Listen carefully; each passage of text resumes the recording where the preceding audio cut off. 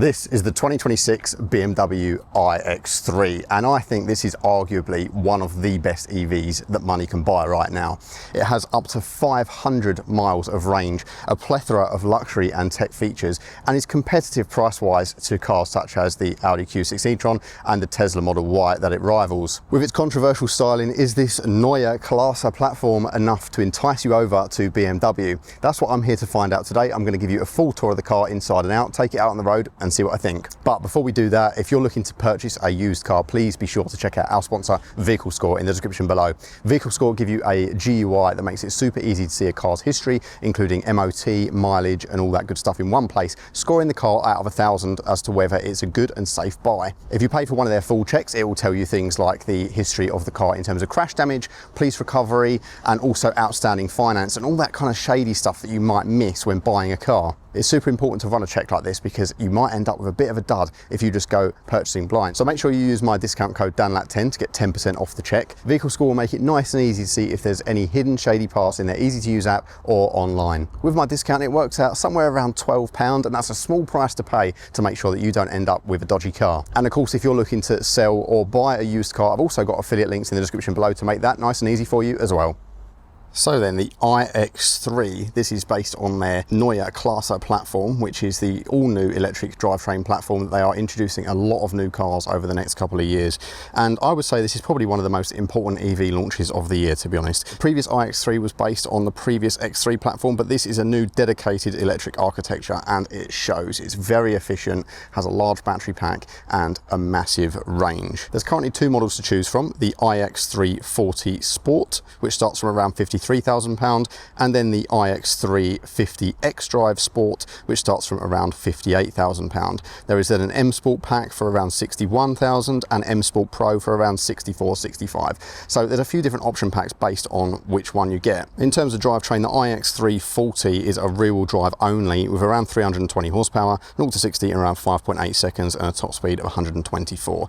There's an 82.6 kilowatt-hour usable battery and a WLTP range of around 395 miles. Looking at the 50 xDrive model, of course that is the all-wheel drive with a massively improved 462 horsepower, meaning 0 to 62 in around 4.9 seconds, and it has a really large battery, around 108.7 kilowatt hours usable, which means a WLTP range of around 500 miles in ideal conditions. Looking at the same spec on the new BMW i3, the saloon variant that they've just launched, that can get nearly 560 miles of range, so it shows that the large battery and the efficient platform is working really well here. Fast charging is also one of the selling points, so up to 300 kilowatt DC on the 40 model, which means 10 to 80% in around 20 minutes, and around 400 kilowatts DC on this iX350, which means you can add around 217 miles of range in about 10 minutes. There are also option packs to choose from and that kind of thing. With BMW, of course, you're not getting a super easy choice like some of the other brands. They do still require you to tick some boxes, which is a slightly old-fashioned way of thinking, I think, especially with this new platform, but the trim levels do make it fairly easy to choose. So the Sport one is fairly well equipped to standard with 19-inch alloys, a panoramic iDrive display with the panoramic vision head-up display I'll show you shortly, a large 17.9-inch touchscreen, heated seats, wireless Apple CarPlay and Android Auto, adaptive LED lights, parking assistant, heat pump across the range of standard, power tailgate across the range of standard, and a suite of ADAS features. The M Sport is all about the styling, so you get sportier bumpers and larger wheels, M Sport steering wheel and sport seats, darker exterior styling, and also M suspension tuning for better handling and slightly firmer ride. That's the one that I have here today with a couple of options. Then there's the M Sport Pro, which can have either 21 or 22-inch wheels, Harman Kardon premium audio, pan roof, Technology Plus pack with a 3D head-up display, a Pro feature for the parking assistant, and some more premium interior materials. The one that you see in front of me is around £65,000 with options. It's the 50 xDrive M Sport with a few options such as the black sapphire metallic paint, which is £875, and there's a few packs including the Harman Kardon sound. So I highly encourage you to go and check out the options list on the configurator for yourself to see what sort of price you'd be spending, but I would imagine for a fairly nice one around the £60,000 mark, obviously without any dealer contributions and that kind of thing. But that kind of puts it in the realm of the Q6 e-tron, which doesn't charge as well and also isn't quite as comfortable and luxurious as this in my opinion, and doesn't drive quite as nicely. And also the Tesla Model Y, which yes is a fantastic appliance, it's a great all-round car, and I always think that Teslas are one of the best daily drivers.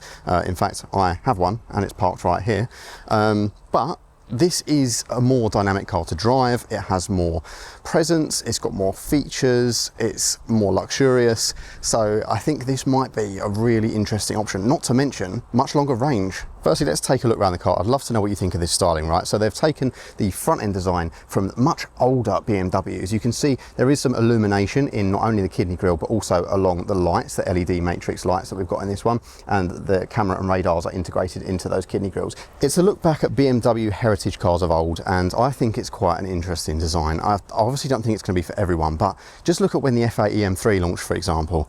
You looked at that and you thought, that's really not a good looking car, and then 2 years later, everyone's like, yep, it looks great. And that's the thing with BMWs. They release a radical design that looks way ahead of its time, and it looks really bizarre for a period, and then all of a sudden cars start to look like it, and then it becomes the norm. And once you're in that situation, it then seems that they age really well as well. I think BMWs, of the three big German brands, age the best, but that's just my opinion. Anyway, you've got some functional vents down there and also down the bottom there, and you can see this black metallic paint really does set the car off as well. It's quite a nice finish to it, and it's actually not quite as big as you might think. In terms of the actual proportions of the car, I think the kind of squared off front end does make it look a little bit more chunky than it actually is. When I compare this to some larger cars in the car park, it's really not too bad. And the interesting thing for me is that in the press shots and on video, it's probably come across that this is huge, but it's not. It is kind of the size that you would expect. It's a bit bigger than a Tesla Model Y, but not disproportionately so. As you can see by the side profile, on this one, I don't have the largest alloy wheels available, so these are probably the ones that most people will opt for to give you a slightly better balance of ride comfort, although I do think the fancy 21 and 22 inch options do set the look of the car off and make it look a little bit more futuristic, but these are definitely more practical. But as you can see, we have the kind of door handles that are flush with the car, and it's quite a slab-sided car. There's not a lot to it. It's very sort of pebble-like. There's very smooth edges and that kind of thing. It's only at the front end that it's quite a sharp design. So looking towards the back end of the car, quite a sharp design at the back, but almost coupe-like really, which is quite impressive considering how boxy they've made the rear for the cargo area. At the back here, you've obviously got the charge flap as well. So that is a motorized one, which comes up like that. So that's quite nice, and a nice button to close it and lock it. And then at the back, we've got quite a lot of M Sport styling features on this one. So because it's the M Sport, you get this kind of extra large rear diffuser area, which looks pretty cool, and some nice chunky bits at the back there. It makes it look quite wide body, doesn't it? It's got this kind of quite wide stance on the back arches. And then the new style rear lights, which kind of mimics the front end as well. Again, might look slightly odd to the kind of the untrained eye, but I actually quite like the way it goes slightly wider towards the bottom. I think that's pretty cool. And as you can see, the lights go across. There's also lighting animations and effects for both the front and rear on these models, which is nice. And yeah, I think it creates quite a practical rear end. It's also nice that there's a sort of spoiler area at the top and also a visible rear wiper. Potentially could have smoothed off the rear a bit if they hid the rear wiper underneath the spoiler, but for me, I don't really care. It's just nice that there's one present because there are a lot of brands that are getting rid of them now. I think it is a bit of a Marmite design. I think some people will really enjoy it and some people will really dislike it. I'd love to know what you think in the comments down below. So let's head inside and check out this futuristic interior. So you've got the pop-out handles, which come out automatically as you approach the car on a nice motorized platform. They've then got a touch sensor on the handle, so as you open it, there's a bit of haptic feedback and the door opens really nicely. The only thing I would say is when you're closing the door, they don't sound particularly heavy, but the actual actuation of opening them is really nice and high quality. Now, in this BMW M Sport version, you do have some kind of suede material that looks like Alcantara on the doors, which finishes it off nicely. And the materials up here are fairly decent quality. You've also got some kind of leather material on the door here, so that you've got a little bit of squish for your elbow, not an awful lot, but it is present. You've then got your actual seat adjustments on there, so all the electric seat adjustments and the door locks, and then down here you've got the controls for your mirrors and windows, all physical controls. The actual buttons themselves are slightly odd actuation because it's just the little silver part that's the button, but they get the job done, they feel nice quality. And then you've got also an electronic door release button, a bit like in a Tesla or something like that, and a door bin with a slanted area for a bottle. Heading inside, we've got an M sill plate there, but one downside is that the doors don't come all the way to the bottom of the sill, so potentially if there's mud on there, it might get over your trousers. That's one thing to consider, but a very small nitpick indeed. But as we head inside, you can see we've got this really futuristic cabin, including some large displays and also this quite bizarre steering wheel. So let's jump in and I'll show you around. It's worth noting though, these M Sport seats are comfortable. You can see we've got this kind of suede lining on them again, and you've also got the contrast piping and the M Sport tag on these ones. But they're really comfortable, really plush, really supportive, not crazy amounts of adjustment, but exactly what you need. Also some nice perforation on there, and as you can see, we've got quite a plush front end for the thigh support, although this doesn't tilt. So inside the iX3, and this is where things are super interesting because there's a plethora of nice materials in here, and the screen I think looks really good as well, futuristic indeed. Starting with this screen, it is really good. There's so much response from this, and obviously you can go in here and customize everything that you need. And there are obviously some shortcuts here for the speed limit warning and that kind of thing as well. You can also swipe down from the top of the screen to get some kind of notifications and that kind of thing. So to start with, on the main screen, you've got access to like your key apps, and then also your map as well, so that can be kind of run side by side. I really like the actual format of this screen. I thought I was going to find it really bizarre, but it's actually quite nice to be able to use. And CarPlay doesn't look too weird as well. If I go into Apple CarPlay, you can see that actually, even though it's not full screen, it does blend quite well. And what tends to happen is it will just put the main background across the whole display, so it doesn't take up the whole screen, but it's good enough. Obviously, if I was to go into full screen maps, it's not quite as comprehensive as the BMW system because it doesn't fill the whole screen, but it does mean that I've got shortcuts to climate controls and that kind of thing at the bottom there at all times, which is always a good help.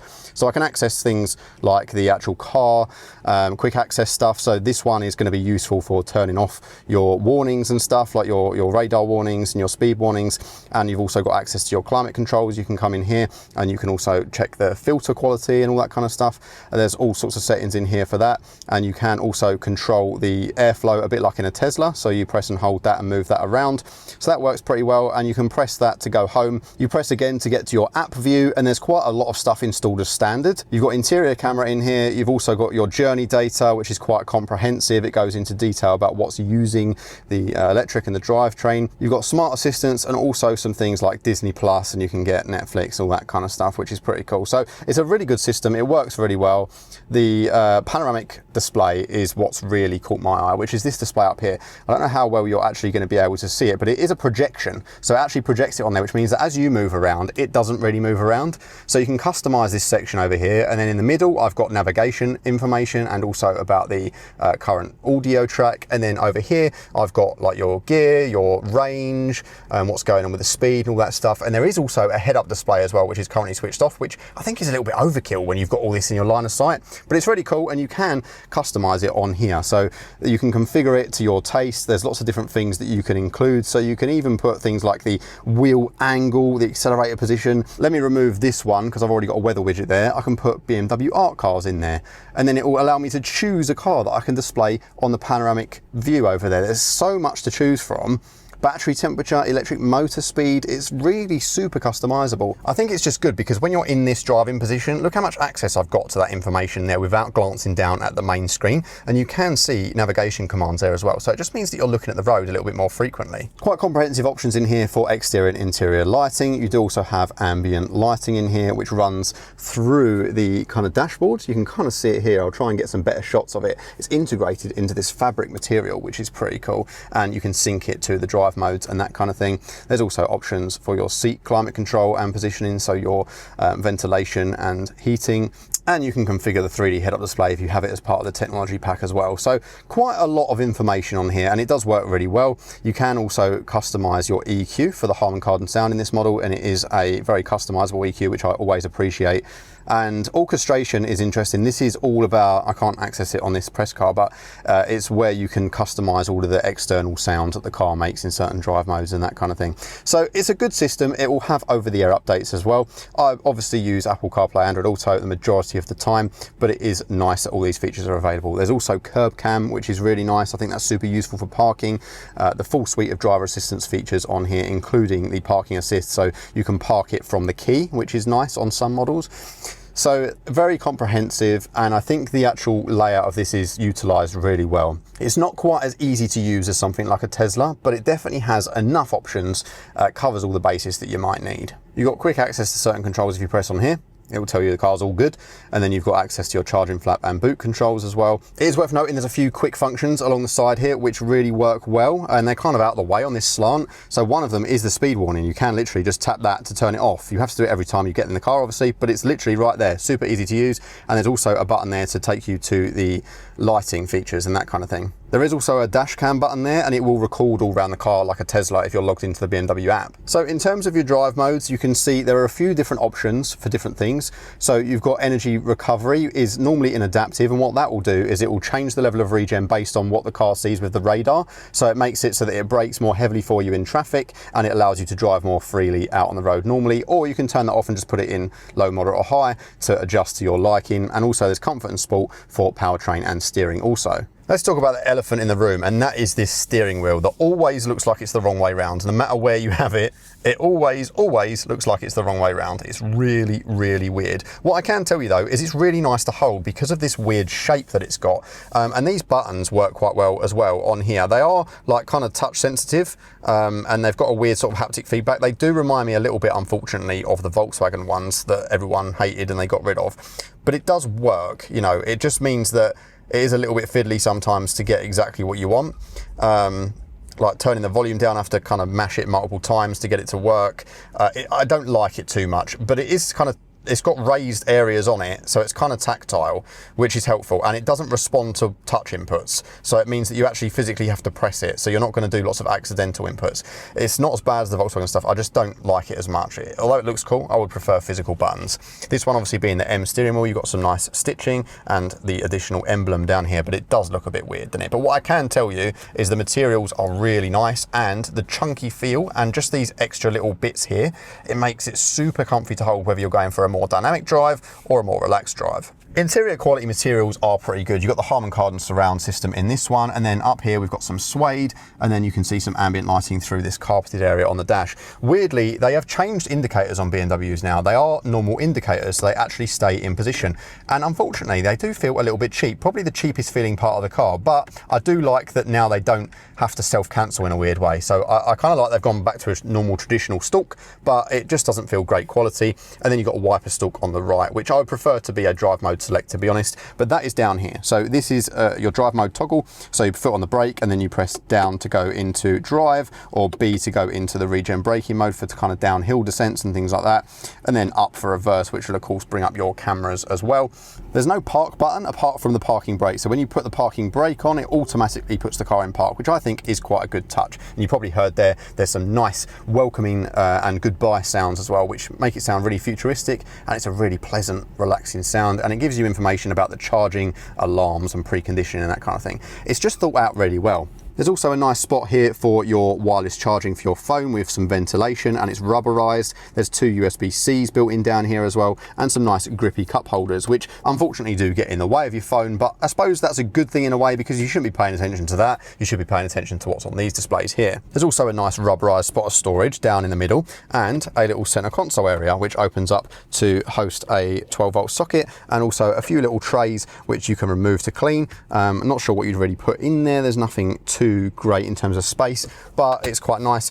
This armrest though isn't adjustable, it's in one place, but it is quite nice and high, so I can get a nice relaxed driving position. Like I said, material quality across the top is good, and I like this fabric area as well, although I'm not sure it will stand the test of time if it gets little nicks and pulls and things. What I am pleased to see though is a glove box. It's not the biggest ever, but it is full width, which is nice to see. It's soft open, which is nice, and a lot of cars now are doing away with that area entirely, so it's nice to see that BMW is still considering that. So yeah, overall a little bit bizarre, but what I will say is I love the panoramic display. I love this display because of the way it's laid out, and overall the ergonomics and comfort in here are a lot better than it might come across on video.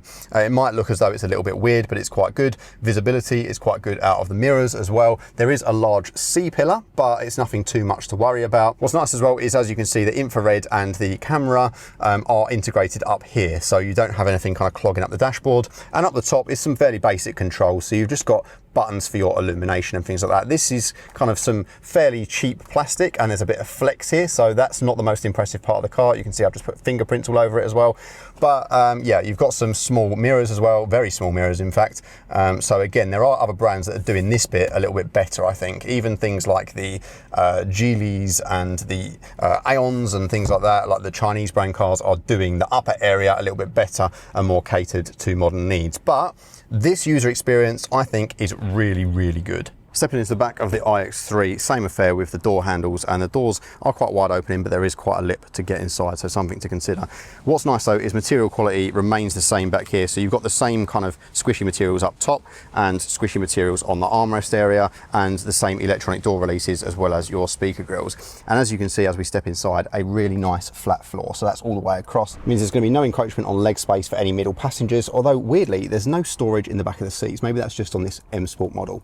This one doesn't have the pan roof, which means that it is quite dark in here with the dark M Sport liner, but it more than makes up for it in space and just convenience. And you've also got a nice leather flap down here to cover up your ISOFIX points, which is nice and convenient. It just means that you're not going to ruin the leather, and you've also got no plastic covers to lose. So not quite as easy as the flap ones, but personally I think this is a pretty good solution. A central armrest that comes down, where it has some built-in cup holders, and then if we have a little look further inside, we've also got some illumination and some small hooks up the top as well. Nothing too fancy. And down in the middle we have the climate control vents and also 2 USB-Cs.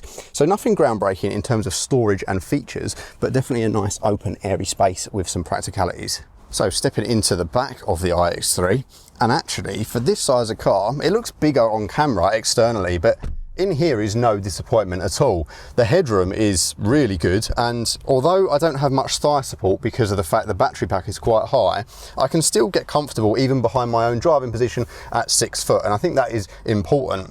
What's more, there's somewhere to rest my arm, and I've also got the pull down armrest that I can use, so I can get a comfortable position back here. There is also a level of recline on this seat, so there's a little pull tab, the same one that you use to fold the seat down. I can pull that and lean back a little bit, so there's a little bit of variation there when it comes to the angle of the seat. It's just a shame there's not a little bit more support on the thighs. If this was a little bit higher, or if there was a little bit of a lower well in the floor, but as with most EVs, that is not the case here. It's comfortable enough though, and it's spacious enough back here that I wouldn't mind doing a long journey as an adult.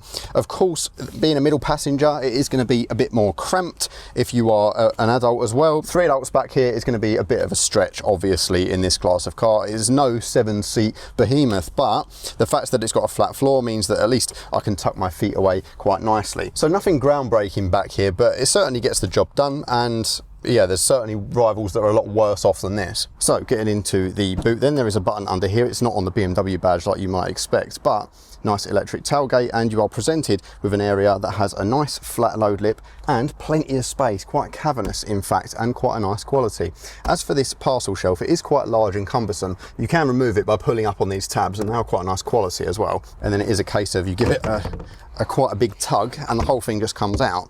And this is foldable, as you can see. You can actually also store it underneath the boot floor if you need to. You can just tuck it out of the way completely, so that's quite practical as well, isn't it?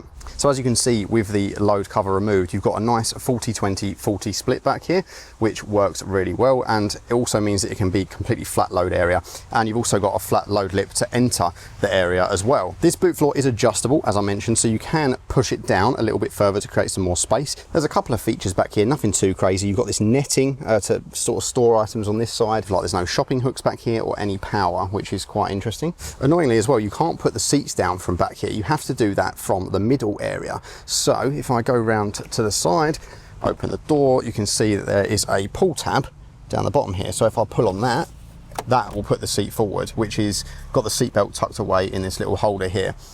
So I can do the same for the middle, and I can do the same for the other side, but it does mean going around to the other side of the car. So same again, pull that down, and you can split the middle if you want to, and it does create a fairly open area, although there is quite a large slope, as you can see. So it means that taller items aren't going to work too well in that part. You are going to be able to fit quite wide items back here because of the shape of it and the shape of the back of the car, and it's just those longer items that are going to struggle because of that slope there. This parcel shelf is really easy to reinstall as well. Put it this way, it's going to be better in terms of space in here than something like a Mercedes EQC, but not quite as tall as a Tesla Model Y. There is also a small frunk area which can house a few items, but it's nothing groundbreaking. It's definitely not as good as Tesla's one, but it's nice that it's there.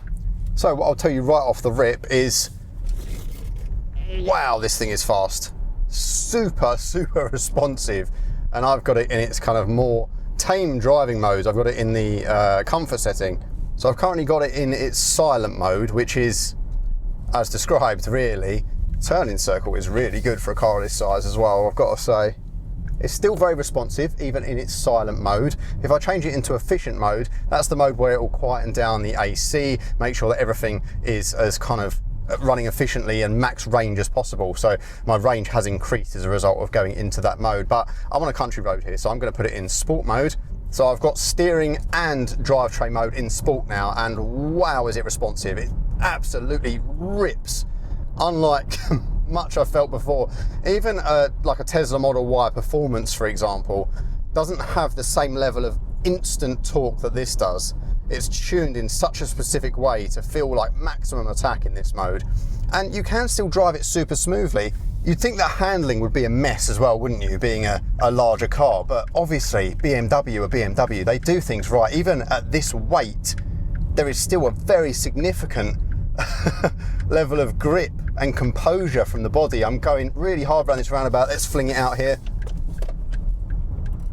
Wow, yeah, it kind of lets go a little bit, gives you a bit of a wiggle, but it's completely controllable. It feels so planted and yet also comfortable at the same time. Oh, away from the lights, it's so fast. It's a really quick car, this. I think the base model is all you need in terms of performance. This is overkill. It definitely doesn't feel its size, that's for sure. It feels very composed on the road.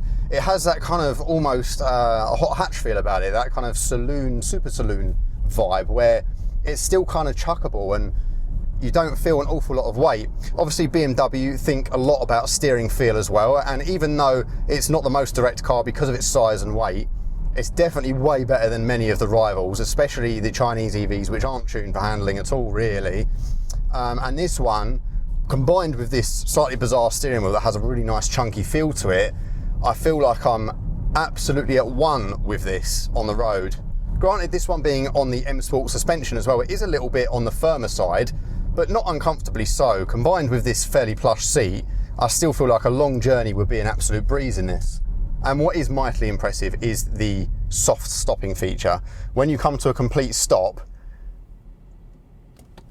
there's no jolt at all, none. It's really impressive the way they've utilised that rear motor to make that happen. Even in sport mode though, the steering isn't too firm. It's still very manoeuvrable and it's still very light around town. What's nice as well is that the ADAS stuff doesn't interfere too much. So even if you start to stray a lane, it will slowly tug you and vibrate the wheel, but it's not very invasive. It still feels like you have control. Look, turning circle. Done a full U-turn there, no issues at all. Super light, and then bang, away we go. Yeah, it's a really nice feel. I like the fact that there's a speed bong shortcut, but to be honest, it's such a soft and subtle sound that when you've got music on and stuff, you don't really notice it anyway. What's cool as well, in the sport mode, I've got readouts on the panoramic display here of power and torque, which is really cool. Let's go for an emergency stop here. Whoa. Yeah, the brakes do go a little bit crunchy under that final load, that's one thing I will say, but overall braking feel is pretty good. And like I said, the regen system is completely customizable, so at the moment I've got it in adaptive, which I'm getting used to quite easily, but it does give you the option obviously to put it into like low, medium or high. So if I put it into the low setting, it kind of frees it up and it feels more like a normal car. I have to use the brake a lot more. You can almost get a little bit of rotation out of a junction if you want to as well. It's super playful, but in a controlled way. Just feels very typical BMW. It's lovely and smooth when you want it to be, but you can really have some fun in it when you want to put your foot down. I don't think there are many EVs that get the balance right, especially the new kind of cheap brand EVs that are coming to the UK. They have all of the tech, but none of the driving feel.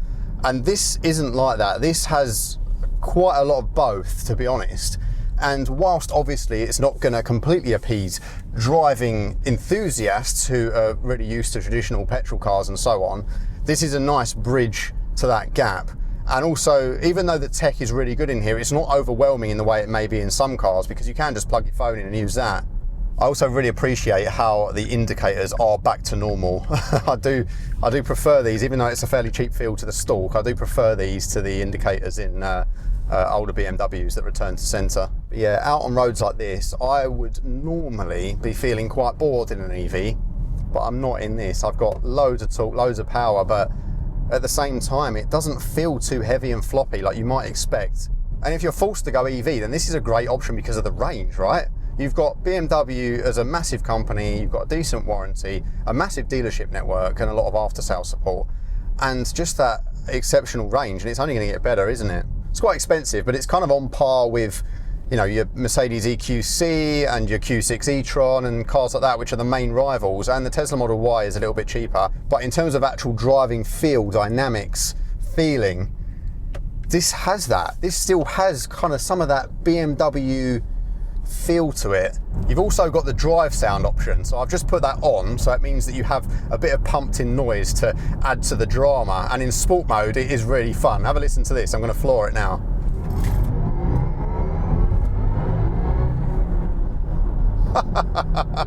That is cool, isn't it? It's just enough drama, you know. It doesn't sound like a petrol car per se, but there's just enough drama. Let's go for a quick turn and exit here with this sound switched on.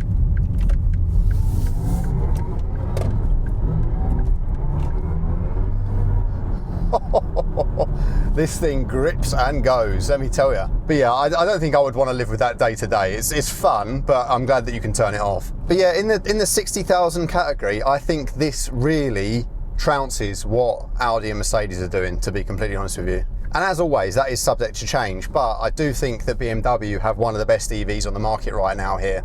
And I test a lot of cars, and granted there are cars for half this money that provide you the same level of luxury inside almost, and a decent day-to-day experience. But if you're looking for something specifically like this that has more feel to it, more driver engagement, more oomph, then this might be something worth looking at. Like I said, that range is what keeps drawing me in. And the fact that this is such a smooth driving experience, not only can you get that really high impact acceleration when you want it, but you can also just drive it super smoothly with a decent amount of steering texture, decent amount of braking feel, not the best in the world, but definitely not bad. And that smooth stop feature with the rear motor makes such a difference, I can't even tell you. You need to experience that for yourself. I think if I didn't have a Tesla, I think this is the one that I'd want. I suppose the other thing to look at is the Porsche Macan EV, but again, that's more expensive. Rather than getting something like a Range Rover, you could buy this and spend the change on, I don't know, an E46 M3. So there we go, guys, the iX3. I think arguably one of the most important EVs launched this year, and I think actually will help shape the industry a little bit further. I think BMW have done a fantastic job here, and whilst this car isn't for everyone, I would say if it's on your shortlist, just go right ahead and get one. Thank you guys so much for watching. Thank you to BMW for loaning me the car. I really do appreciate it. Thanks to all of you guys for all your likes, comments, subscriptions. It goes such a long way. And don't forget to check out my affiliate links in the description below if you're looking to purchase a used car.